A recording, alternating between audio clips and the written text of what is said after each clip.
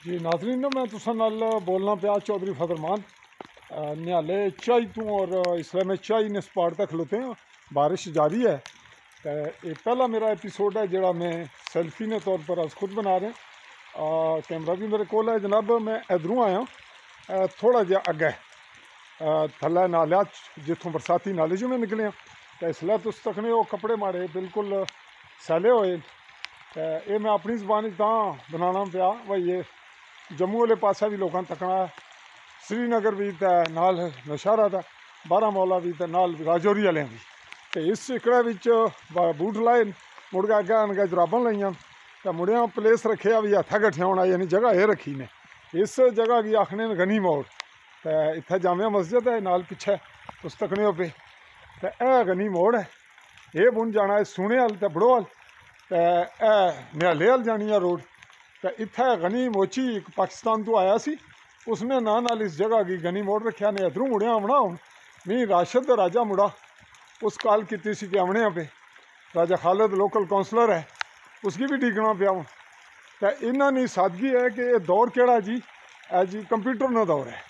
तो मैं राती चेक किया भी गूगल ही तो बारिश है खासी देर तो 10 बजे किता मौसम क्लीयर होगा, लेकिन वो भी जरूरी तो नहीं।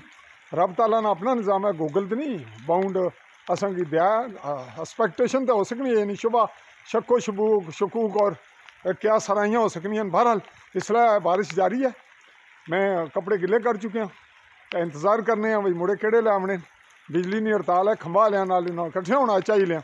मैं अनाउंस किया सी मैं राज एक बंदा मिले मुकामी 2-3 उन्हें पूछा मैं क्या जरो गल है भाई गल की है तो हूँ ये ना को आख्या जनाब बंदा मैच्योर हो गया बुढ़ा हो गया या खटका खचक गया तो मैं पहुँचना तो हूँ तकने ये एपीसोड में बिल्कुल निक्का जिहा ही बनाना पाया। मौसम बरसात तुसाने सामने है तो इस जी सूरत हाल है वो सब तुस अपनी अखियां नाल तकने हो पे। तो हूँ असा रुख करना इधर थोड़ा जहा अगे चिक्कड़ है, ये रोड कच्ची है।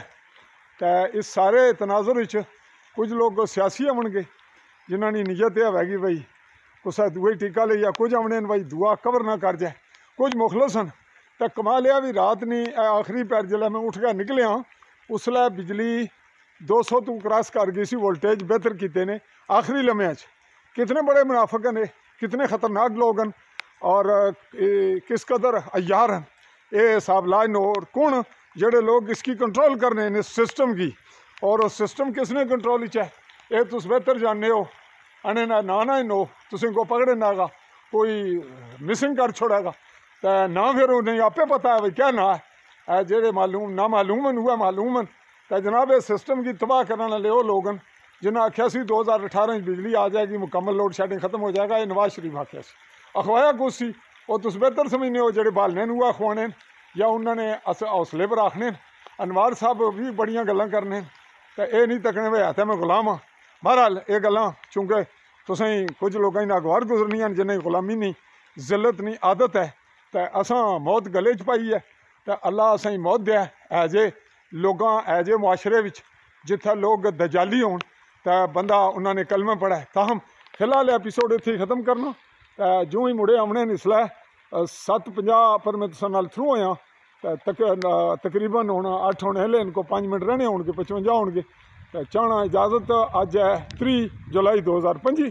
तो मैं जम्मू कश्मीर ने जड़ा आज़ाद कश्मीर अखवाना है उसने जम्मू ने गरबी ज़िले पिंबर तो समानी तो बार्डर लाइन इलाका न्याला चाई इतू बोल रहे हैं जिथे ना मैं रहने वाला बारिश जारी। तो एपीसोड बनया खंबा यूनियन कौंसल ने बिजली ने मुतलक एहतजाज पर। तो हूँ तकने रवे तो याद रखे कि गैरतमंद लोग ही जिंदा रहने और मरन तो भी उन्होंने आकबत जिंदा रहनी है, उन्होंने कबर बेहतर होनी है। बेगैरता ना दुनिया पर कोई ठिकाना नहीं ना आखरत। अल्लाह हाफ़िज़।